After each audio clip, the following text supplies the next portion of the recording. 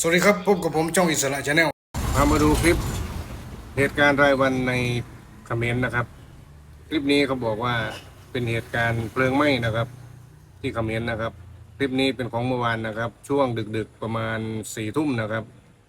เขาบอกว่าเกิดเหตุเพลิงไหม้ในซูเปอร์มาร์เก็ตข้างธนาคาร FTB ในเมืองพัตตาบองเวลา 22.50 นวันที่ 23เป็นช่วงเมื่อคืนนี้นะครับ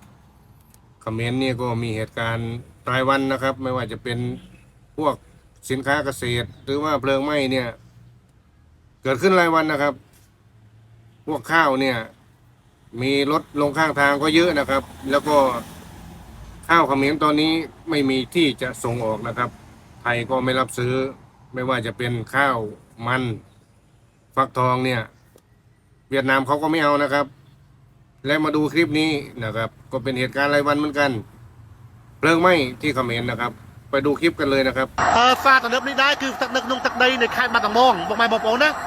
คือขนมตักใดในค่ายมาตะมองแต่มาดอง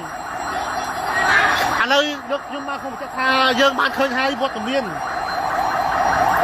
มาเราบอกลานตักมองกาพลังคือไพ่ในสถานการณ์ก็มาค่ายมาตะมองจำนวนมาเครื่องกับมองแต่บันตักไอ้บันนี่ตักแต่บันโยงลงรายอาหารทานนี่